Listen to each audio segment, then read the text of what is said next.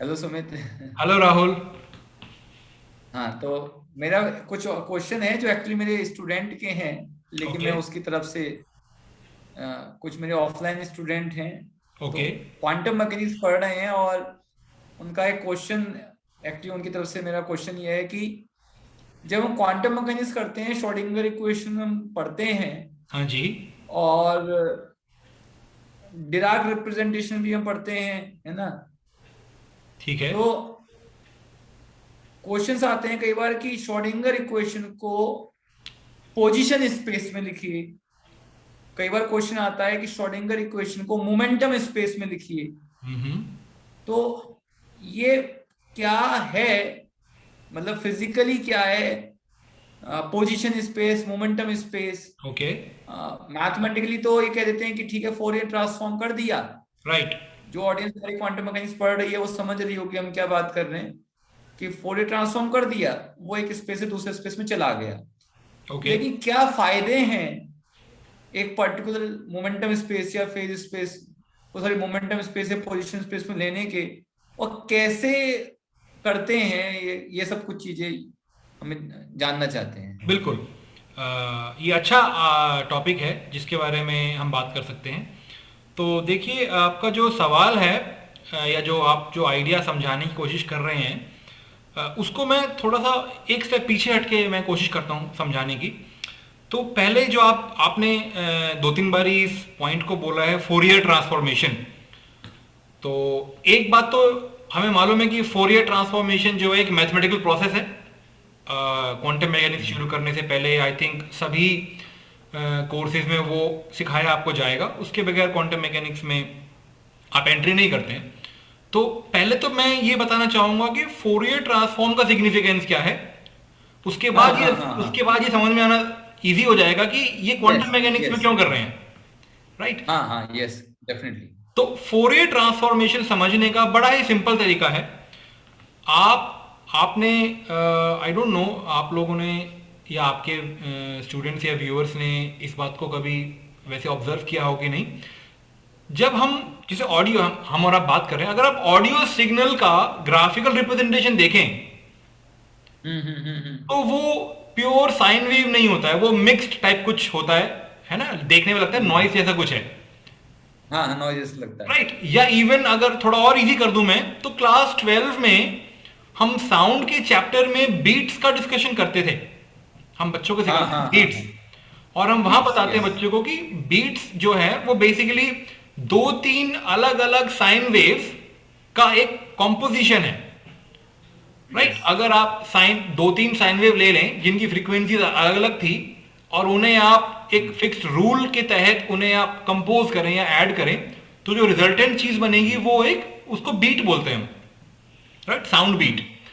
तो अगर मैं आपको वो एक बनी हुई साउंड की बीट जो है आपको दे दूं, और आप आपको दे दूं मतलब उसका मैं आपको ग्राफ दे दूं मैं, और अब मैं आपसे ये पूछूं कि आप ये बताइए मुझे, ये जो बीट का जो वेवफॉर्म आपको दिया हुआ है, बीट्स का जो वेवफॉर्म दिया हुआ है, आप इसमें से वो सारी वेव्स मुझे निकाल के दीजिए जिनसे ये बना हुआ था। तो अब ये सवाल थोड़ा मुश्किल हो गया, क्यों? मैं आपको तीन वेव्स दूं, ये कुछ ऐसा हो गया कि मैं एक पानी के बर्तन में आपको लाल रंग की इंक डालूं, फिर एक नीले रंग की इंक डालूं और एक हरे रंग की इंक डालूं, और एक नया रंग बन जाएगा। और अब आपसे पूछूं कि ये बताइए, अब उन रंगों को आप सेपरेट कीजिए इस पानी में से, कौन कौन से मिक्स किया। ये डिफिकल्ट हो गया अब जॉब। लेकिन ये काम अगर मैथमेटिक्स में पूछा जाए सवाल, तो यहां पे काम आसान है, मैं बताता हूं कैसे। अब मैं अगर आपको मिक्स्ड जो ऑडियो की वेव है, अगर आपको मैं ये दूं और मैं पूछूं बताइए कंपोनेंट्स क्या क्या थे इसके अंदर, तो ये क्वेश्चन का आंसर देने के लिए ही फोरियर ट्रांसफॉर्म को बनाया गया था। तो अगर आप इस बीट्स का फोरियर डिकम्पोजिशन कर दें, ये अगेन एक मैथमेटिकल प्रोसेस है। अगर मैं एक कंपोज्ड वेव का या फंक्शन का आप फुरियर डिकम्पोजिशन करें, तो आपको दिखाई देगा कि वो जो उसमें कुछ चीजें, तीन कंपोनेंट्स निकल के आएंगे, वही तीन कंपोनेंट्स निकल कर आएंगे जिनसे वो वेव आपने बनाया था। तो फुरियर ट्रांसफॉर्म का शॉर्ट वर्जन ये हुआ कि अगर मान लीजिए आपके पास एक कोई फंक्शन है जो कि किसी चीज का फ्रीक्वेंसी है, तो अगर मैं उसका हम्म। फुरियर डिकम्पोजिशन करूंगा तो बेसिकली आपको वो टाइम पीरियड्स मिलने शुरू हो जाएंगे। अच्छा। समझ रहे हैं? मतलब ये बेसिकली ये एक तरीका, ये एक वन ऑफ दी ट्रांसफॉर्मेशन मैं बता रहा हूं आपको कि टाइम डोमेन से फ्रीक्वेंसी डोमेन में जाने के तरीके हैं ये। आजकल हम आर्टिफिशियल इंटेलिजेंस की बात करते हैं और हमारे ये मोबाइल फोन में आजकल ये वॉइस असिस्टेंट तरह तरह के आ गए हैं। उन्हें कैसे पता चलता है कि ये एक्स टाइप की आवाज है या वाई टाइप की आवाज है? वो बेसिकली बैकग्राउंड में फूरियर ट्रांसफॉर्मेशन ही हो रहा होता है। आप एक ऑडियो सैंपल का फूरियर ट्रांसफॉर्म लेते हैं, वो ऑडियो किन किन कंपोनेंट से मिलकर बनी थी वो छट जाता है। ये है एक बेसिक आइडिया फूरियर ट्रांसफॉर्मेशन लेने का। अब क्वांटम मैकेनिक्स में आ जाते हैं। अब क्वांटम मैकेनिक्स में श्रोडिंगर इक्वेशन का मतलब क्या हुआ? श्रोडिंगर इक्वेशन का मतलब ये हुआ कि आप जानना चाह रहे हैं कि जो वेव फंक्शन है उसमें variation with respect to position क्या क्या हो रहा है। तो मान लीजिए आपका कोई क्वांटम पार्टिकल है, वो किसी गिवन रीजन में यहां से वहां उसकी मूवमेंट है, तो उसका वेव फंक्शन आप बताएंगे कि भाई ये जो पार्टिकल था इसका जो वेव फंक्शन है ये x इक्वल्स टू 1 पे इसका ये वैल्यू था, x इक्वल्स टू 2 पे इसका ये वैल्यू था, एटसेट्रा एटसेट्रा ऐसे। तो ये हुआ अगर आपको वेव फंक्शन स्टडी करना है विद विद पोजीशन। इसके ऊपर पूरी थ्योरी बना सकते हैं आप, स्कैटरिंग कीजिए इसके साथ, वेव फंक्शन कुछ भी कीजिए आप, ये आपका वेव फंक्शन है, द फंक्शन ऑफ पोजीशन हो गया। लेकिन अगर आप मान लीजिए आप बोलें कि मेरा पार्टिकल का जो कन्फाइनमेंट है वो x इक्वल्स टू 1 से लेके x इक्वल्स टू 1.5 तक है, मान लीजिए छोटी सी जगह मैं बता रहा हूं आपको, x इक्वल्स टू 1 से लेके x इक्वल्स टू 1.5 तक ही पार्टिकल कन्फाइंड है मान लीजिए। लेकिन इस छोटे से रीजन में उसके मोमेंटा की बहुत सारी पॉसिबिलिटीज हैं किसी वजह से। मैं हाइपोथेटिकल सिचुएशन क्रिएट कर रहा हूं मैं यहां पे। पार्टिकल का कन्फाइनमेंट बहुत कम रीजन में है लेकिन उसकी मोमेंटम की पॉसिबिलिटीज बहुत सारी हैं। अब अगर आप बोलेंगे कि अब मैं आपसे सवाल पूछ बैठूं कि आप मुझे ये बताइए कि पर्टिकुलर क्वांटम स्टेट का मोमेंटम क्या होगा या मोमेंटम की आइगन वैल्यू क्या होगी, लेकिन आपको वेव फंक्शन हम देंगे पोजीशन वाला। तो अब ये थोड़ा सा ट्रिकी हो गया बिकॉज पोजीशन के में वेरिएशंस तो बहुत कम अलाउड है, लेकिन वेव फंक्शन से आपने इंफॉर्मेशन काफी सारी निकालनी है बिकॉज मोमेंटम बहुत सारे आप बोल रहे हैं आपके पास पॉसिबिलिटीज हैं। तो मैं क्या करूंगा, मैं सोचूंगा कि काम करते हैं हम लोग इस वेव फंक्शन को उस डोमेन में लेके जाते हैं जिस डोमेन की चीजें मैं स्टडी करना चाह रहा हूं। तो अब मैं क्या करूंगा, इस वेव फंक्शन का एक फोरियर ट्रांसफॉर्म करूंगा। अब क्वांटम मैकेनिक्स का जो कंस्ट्रक्शन वो इस तरीके से है कि पोजीशन को जब फोरियर ट्रांसफॉर्म करते हैं तो वो मोमेंटम में चले जाते हो आप। तो इस वेव फंक्शन का जब मैं फोरियर ट्रांसफॉर्म करूंगा तो वो आपको एक नया वेव फंक्शन देगा जो कि मोमेंटम के वेरिएबल पे डिपेंडेंट है।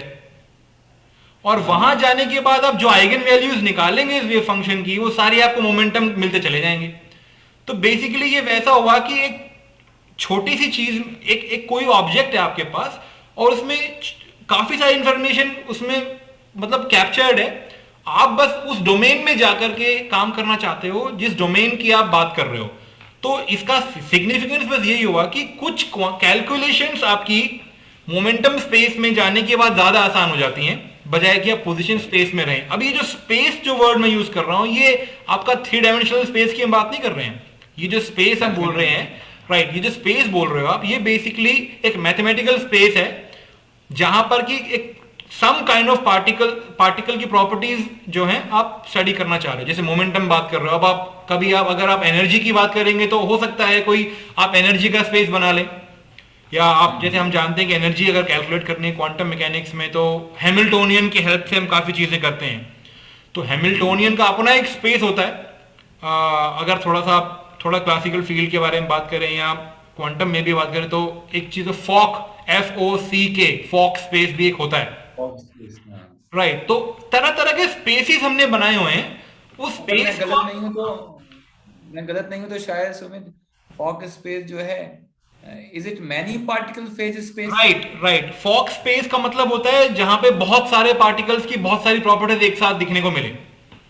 तो अगर आपकी क्वांटम मैकेनिक्स, तभी मैंने कहा कि अगर फील्ड जैसी चीज की अगर आप बात करोगे तो वहां पे फॉक स्पेस की हम बात करते हैं। मतलब मैं ये कहना चाह रहा हूं कि ये सब मैथमेटिकल स्पेसिस हैं। इन स्पेस को आप अपने फिजिकल 3 डायमेंशनल वर्ल्ड से कंपेयर ना कीजिए। तो ये बहुत सारी चीज, अब पार्टिकल का स्पिन की आप बात करोगे आप, तो स्पिन का अपना एक स्पेस होता है जहां पे कि स्पिन अप और स्पिन डाउन आपको मिलेंगे, उसका अपना एक स्पेस है। ये सारे मैथमेटिकल स्पेस होते हैं। और ये ट्रांसफॉर्मेशन है, ये आपको एक सेट ऑफ वेरिएबल से दूसरे सेट ऑफ वेरिएबल्स में लेके जाती हैं। इनका यही सिग्निफिकेंस होता है। तो इसीलिए आप फोरियर ट्रांसफॉर्म का यूज करते हो क्वांटम मैकेनिक्स में, क्योंकि आप एक सेट ऑफ वेरिएबल से दूसरे सेट ऑफ वेरिएबल्स में जा रहे हो और यहां से वहां ले जाने का जो प्रोसेस है वो आपका फोरियर ट्रांसफॉर्म जो है उसकी हेल्प से होता है। Really very thankful to Sumit. ये बड़ा ही क्वेश्चन था जो मुझे लगता है कि जो मेरे स्टूडेंट इसे देखेंगे तो वो बहुत सेटिस्फाइड होंगे।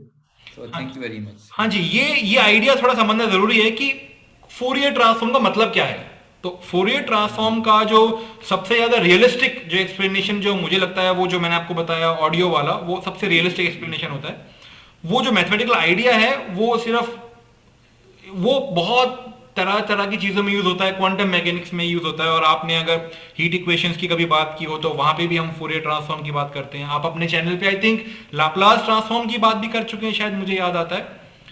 तो ये ट्रांसफॉर्म्स जो हैं ये तरह तरह के मेथड्स हैं आपको वन सेट ऑफ वेरिएबल से अनदर सेट ऑफ वेरिएबल्स में ले जाने के लिए, और ये काफी इंपॉर्टेंट चीजें हैं। तो याद आता है कि मेरा एक स्टूडेंट है जो अभी वो डाटा साइंस में कुछ काम करता है, हाँ जी, मशीन लर्निंग कुछ काम करता है।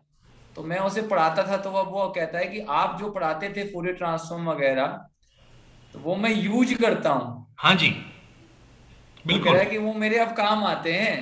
तो और ये टेंसर वो देखिए, फूरियर ट्रांसफॉर्म तो मतलब मेरे पर्सनल ओपिनियन के हिसाब से फूरियर ट्रांसफॉर्म तो अप्लाइड मैथमेटिक्स के फील्ड में बनाया हुआ सबसे ज्यादा powerful, one of the most powerful tools मैं उसे पर्सनली मानता हूं। मतलब अगर फूरियर ट्रांसफॉर्म नहीं होगा तो जितनी भी ये जो डिकम्पोजिशन वाली बातें जो मैं अभी बता रहा था आपको, क्योंकि आप देखिए प्रैक्टिकल लाइफ में तरह तरह के सिग्नल्स होते हैं, एनालॉग सिग्नल्स होते हैं, डिजिटल सिग्नल्स होते हैं। जहां भी आपके मिक्स्ड सिग्नल्स की बात आप करेंगे वहां पे आपको ये जानना होता है कि भाई किन किन चीजों से बन के ये बना था। या आप जैसे फॉर एग्जांपल हम मीटिंग कर रहे हैं, ऑनलाइन मीटिंग कर रहे हैं, मान लीजिए पीछे से कोई कुत्ता भौंके तो हमारी ऑडियो में वो जो डॉग की आवाज है वो मिक्स हो जाएगी। अब ऐसे सॉफ्टवेयर्स बनते हैं जिसमें कि अगर आपको इंसान की आवाज को उस पीछे भौंकते हुए कुत्ते की आवाज से हटाना है तो वहां पे फूरियर ट्रांसफॉर्म ही करोगे आप कि भाई फूरियर ट्रांसफॉर्म करने का समझ आएगा कि ये दो अलग अलग कंपोनेंट्स थे, इसमें से एक को हम सब्ट्रैक्ट कर देते हैं। तो फूरियर ट्रांसफॉर्म तो बड़ा ही प्रैक्टिकल और पावरफुल मेथड है, और क्वांटम मैकेनिक्स में तो उसको हम थियोरेटिकली यूज करते हैं, बट फूरियर ट्रांसफॉर्म अपने आप में बड़ी चीज है। आप उसके बारे में जरूर पढ़िए। मतलब मैं आपके व्यूअर्स को सजेस्ट करूंगा कि फूरियर ट्रांसफॉर्म के बारे में जरूर पढ़ना चाहिए। So thank you.